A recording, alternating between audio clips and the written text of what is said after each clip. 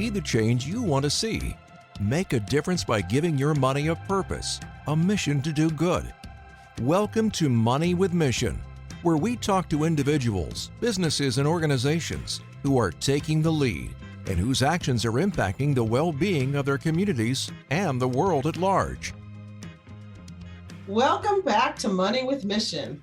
Today, I have an author, someone we are writing a book together with Les Brown, and we'll tell you more about that in just a minute. And this is Renee Cunningham. Renee is a leadership life coach who is passionate about inspiring women to overcome every challenge in their life. Her life's quote is, "You are a diamond with brilliance shining through you and radiating wherever you go. Shine, baby, shine." Through this passion and her life quote birthed the Polished Experience. Her mission is to help women discover their purpose and walk boldly towards their dreams through utilizing her own life's challenges and triumphs. She helps empower women to optimize their brilliance by aligning their leadership style with their personality and mentors to push them to shine in all areas of their life. When Renee speaks, her clients listen. She is direct, honest. We have that in common, that directness, and probably gets you in trouble as much as it gets me in trouble. But when people know it, they get it. And she is able to maneuver through the twists and turns of the financial world. Thanks to her compassionate communication, relaxed confidence, and infectious, likable spirit, her clients find working with her knowledgeable and rewarding. She has helped her clients qualify for mortgages on new construction homes, new automobiles, and led them on the path to a debt-free lifestyle. Renee recognizes and values the trust of her clients and strives every day to exceed their expectations, which I'm sure you do. Welcome, Renee. Thank you so much for coming on with us. Thank you, Felecia. I appreciate you. It's such a pleasure. I'm so excited. We talked a while ago, but we've been going through this journey together on writing our stories for this book, Ignite the Hunger in You, with Les Brown and JB Owen. It's been quite the experience for me. Talk about how it's been for you. Well, for me, it's been life-changing, twofold. It actually allowed me to conquer a fear that I had of writing. I knew I could speak, but that writing portion, I'm like, I love to speak on the phone. So it has been that, but also to be with Les Brown every other week has been phenomenal. He's been giving us a lot of lessons, a lot of things that we can use, just things that we have in our common life that God has really set us up for success. So I'm truly is riding on cloud nine for that. The way he tells the stories, and I mean, I think my life is pretty regular, and I think everybody thinks their life's pretty regular. But then you start pulling out the different stories of your life, and you can see how different things that happened to you or to me, how I look at mine and say, well, that happened to me, and that happened around me and through me. But I could tell that story, and maybe somebody else can relate to that, and that didn't exactly happen to them, but they can relate and how I handled it. Is that what you talk about when you talk about people can learn, they can help their brilliance shine through using your own experience? Talk about that. Well, a couple of things, Felecia. This book allowed me the opportunity to actually take a moment to breathe. I call last year the flip year. I don't know about anybody else. It flipped everything upside down. It made people sit down and really focus in on what's going on in their life and what's important. So as I took that time to kind of sit down and settle myself, I noticed there was a pattern. It was almost like a beautiful thread through my life of being buried, then having the cutting away of different issues and things and people and relationships, but then bringing out the shine in me, making me be confident and to walk through any situation. I tell folks, if you want to be in corporate America, I've done that. I've been in banking for 25 years. I've owned my own business successfully, sold life insurance, motivational speaker, been on the radio and television. But all of those things have been neatly sewn together to allow me the opportunity to present the Polished Experience, my company itself. So it has definitely been a blessing. When did you start your company, Renee? Well, it started with me back in 2003. Okay. Officially getting everything on the books here in Missouri this year through the book process, knowing that I needed to really take that name and own it and own that mentorship itself. So I didn't know I was doing it all along. I've been president of It's called Young People's Christian Women Department, and teaching those young ladies how to pray and how to be good wives and all that good stuff. I learned that from my polisher. So I was giving it back to them all this time, just using those life examples. Isn't that amazing how I asked you when you started your company, and you can say, well, it was incorporated this day, but I've been doing this my whole life. I read your story in the book, and you started polishing with Pamela back in what year was that? 2000 and No, it was earlier than that. It was actually 1996. Okay. Yes. And you helped, you got her into dance, which she didn't want to do. And you sounds like you didn't want to do it when you first started doing it, but you got her in there, and you've talked about how you've watched her just blossom from that experience. So a lot of young people don't know what they like until they try it. And I'm that big proponent itself. When I was first introduced to Pamela, she was about 13 years old. And if anybody knows any young people now, they are at a point where they need you to come in and kind of enter their world. So I entered her world. We met at a church. And with me being over the dance ministry, I could see she was real reserved and shy. And sometimes when children don't look like everyone else, they feel like I don't fit in here. Yeah.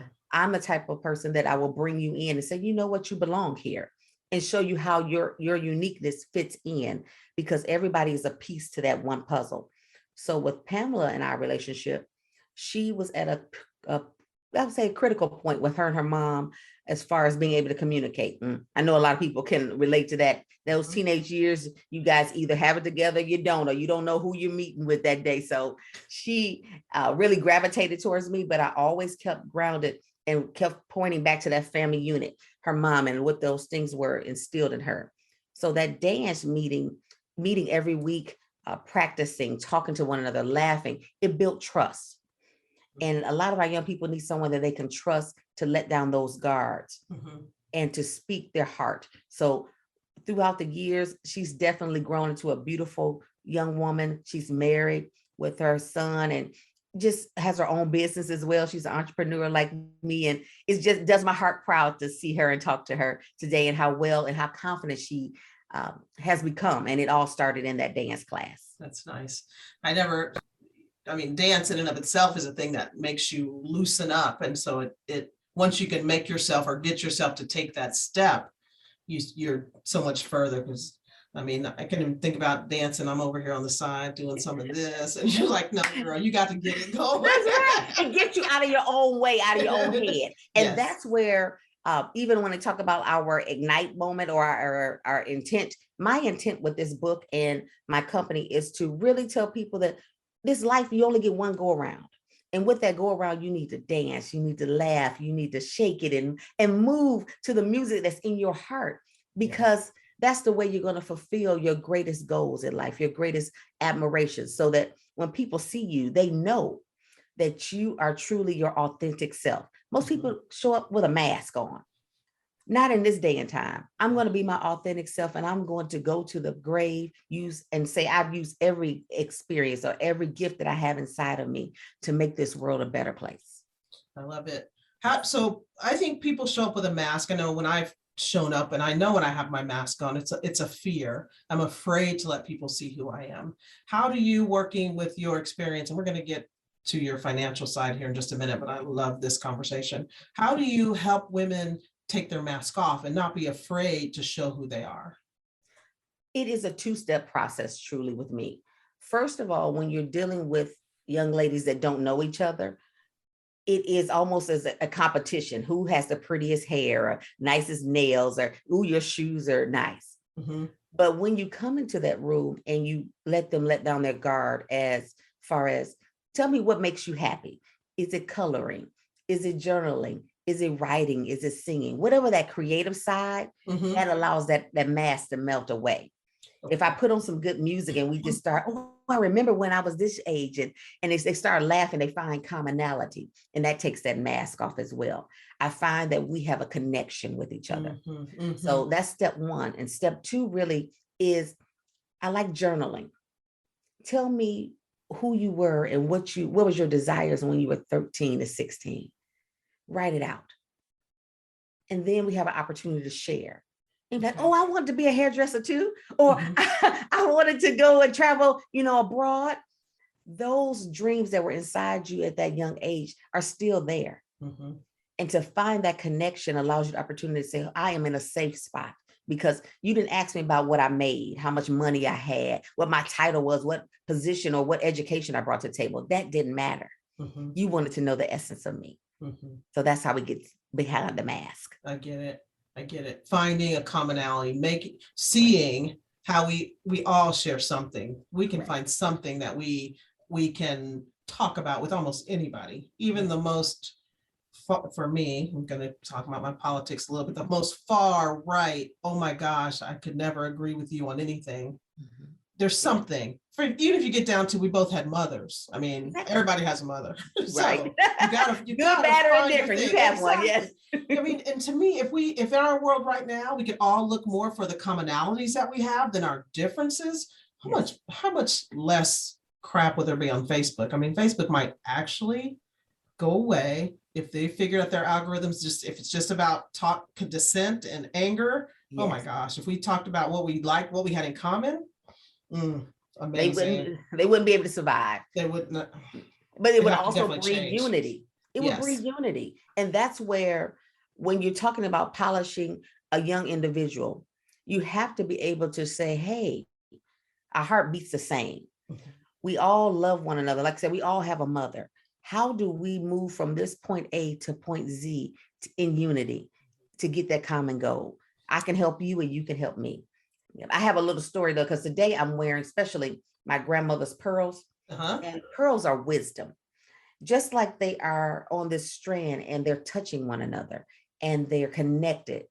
That's how we as human beings have to realize, in order for us to make it, we need to be connected to somebody. We can't do it by ourselves. So I love that commonality behind it. So I definitely am on board with that with you, especially when you're talking to different arenas. I love that. I love that image I just now have. Like, you guys, everybody out there, everybody can picture a strand of pearls. Yes. Everybody can picture that.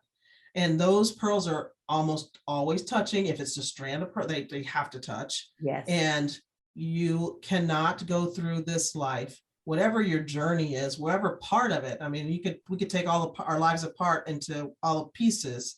You're not doing it by yourself, and it's you have to have somebody, and it's actually a lot more fun when you do have somebody. I talk about it all the time. Your financial journey is so much more fun when you're walking it with somebody else. Correct. When you can feel safe. That's a big thing. You got to feel safe to share your fears, your goals. You're like, some people are afraid to say. I had a lady tell me, I want a yacht. I'm like, yes, let's get you a yacht.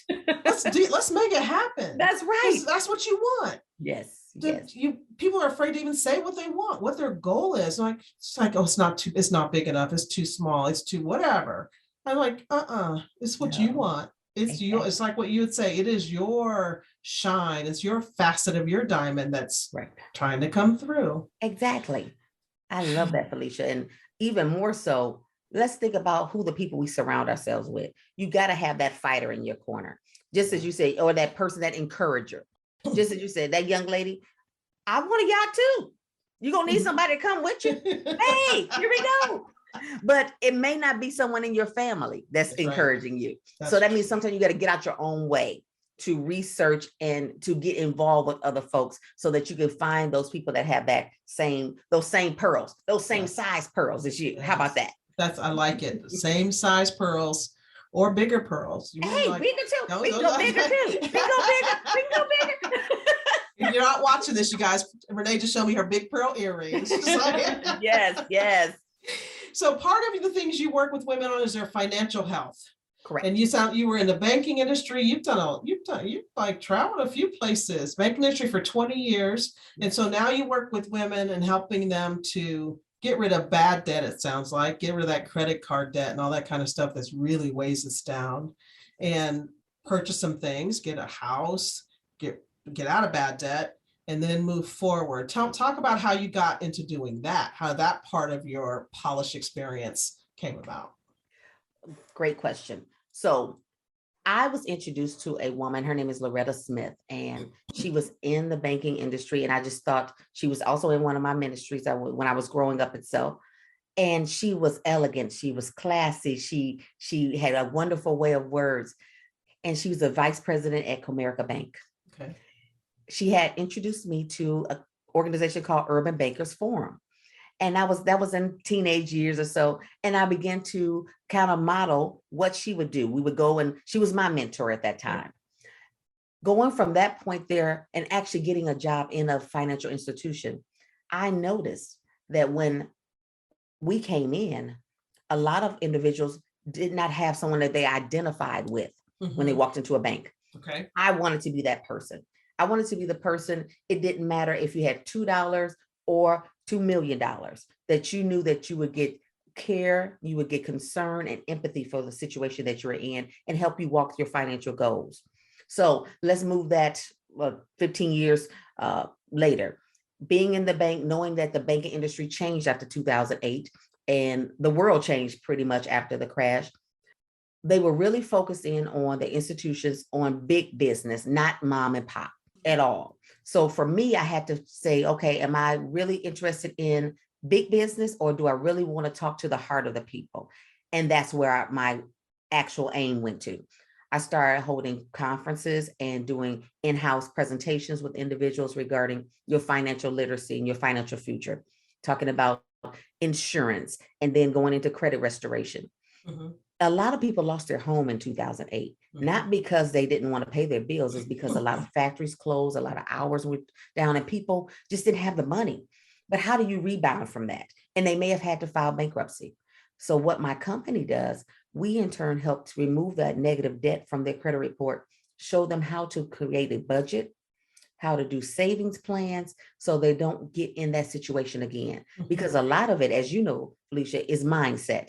You can give me $1 million, but it can run through my fingers or run like I got a bag with holes. If I don't know how to maintain it and have the mindset that I deserve it and that I can make more off of it. So yeah. I actually just started reading a book today called The Psychology of Money. And the first introductory part talked about a man who was a made a lot of money in tech, and how he treated money. He sent somebody to buy a bunch of gold coins, and he and his friends threw them and skimmed them across the lake, just $1 million, gold coins, skimming it. And then they talked about, and he ultimately lost all his money. And then he talked about this guy who he lived next door to, who was just this unassuming man who just was kind of doing his thing. And when he died, he left $8 million to different organizations. Wow. And he talks about, it's, everybody teaches you how to make money. They talk about money as like math. It's just a math thing, an algorithm, not the emotional side of it, which is such a big thing. It is our emotions and how we handle money, and having somebody with an emotional IQ around money that matches yours and can then bring you higher is where I think we need to go. And it sounds like that's how you're working with people to help them bring themselves up out of, it's not a disgrace to have lost your stuff. I mean, there's going to be, that whole thing is happening again after the pandemic. Correct. People who haven't had a job for a while, who are now at this, they had all the government help for so long, and now you're dropped, done. Yes. You're done. Figure it out. And it's going to be the same thing. People are down in mental health. We're talking about that, how bad people's mental health actually is right now, which I'm going to stop using the word mental health and just call it health in general, because so much of your physical things that happen to you are about your head. Yes. So call it mental health for now. You guys will see later how to change that. But anyway, so once people can understand finances and change their psychology around their money, now we can start getting them into investing, like you talked about, making money with your money. You don't have to be the one all the time out there going to work 24/7 or however many hours a day you work to make money. Once you start making it, you start sending your money out to make money for you. It's investing. It's a thing to learn. 100% is a thing to learn, but keep that in your mind as you're traveling your journey, getting out of the things that the debt, all the ugliness of the past few years, so that you can keep moving forward. It's not and have residuals. I think 100. people now, you got to change your mind towards residual income. I want to sleep and still get deposits. I Yep. like those deposits. When I Yep. sleep, wake Yep. up, well, hey, I Yep. appreciate that. Those type of opportunities are becoming so plentiful now, but you have to change your mindset to step out on it. Oh, I'm Yeah. scared. Yeah. People used to say cash is king. Cash is not king anymore. Credit is what's going to get you some conversations now. You need to get all of that together. Yes. So Yes. they're running it for everything. Your Yes. utilities, your insurance, even with just going to get a cell phone, if you need to make a deposit or not, they're running Yep. your credit. Yep. Yep. So, Yep. And not having credit makes you, it's expensive. Everything is more expensive if you don't have good credit. correct. So 100% cash is king. Yeah, that's done. Cash is, we don't know what cash is anymore because we're printing it like, I don't know, like you're. Like we turned on the faucet. Exactly. We turned on the faucet and it's just depreciating it's depreciating. Yes. And yes.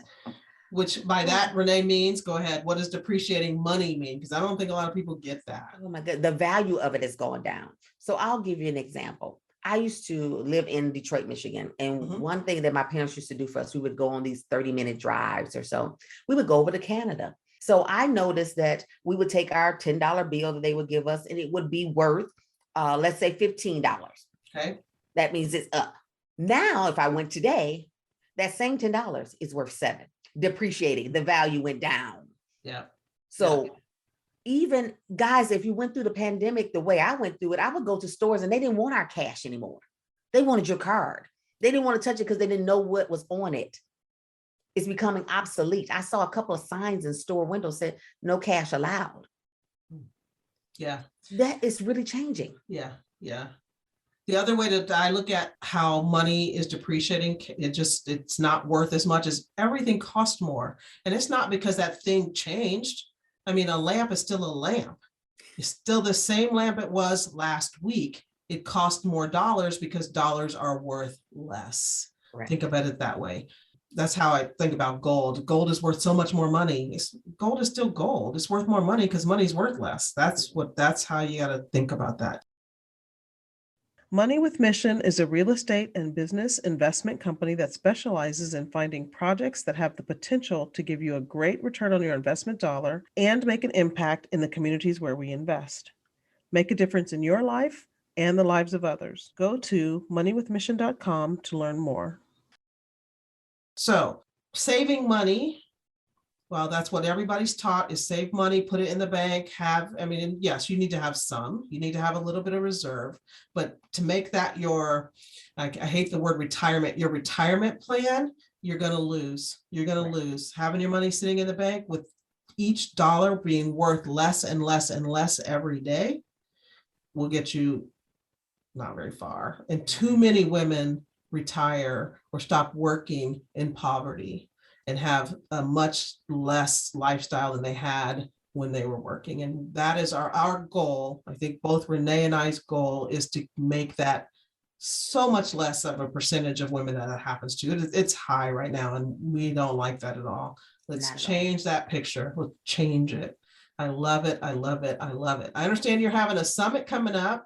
Yes, we are. Yes. Not just me, but you too. So there's two things, guys, I want to let you know. Oh, yeah. The first one is regarding Ignite, the book that I met Miss Felecia in. And we are having a summit coming in early December regarding the book with Les Brown and JB Owen. And this particular book, I just want to encourage you all to just think about it. Let's chew on this. What are you hungry? What are you hungry for? What are you going to do in 2022 that you know that's not working right now? You have that inward ache inside of you. You need to meet us. Actually, you can go on her website and she has the information regarding that information as far as signing up for the summit and being a part of the book and getting the book itself.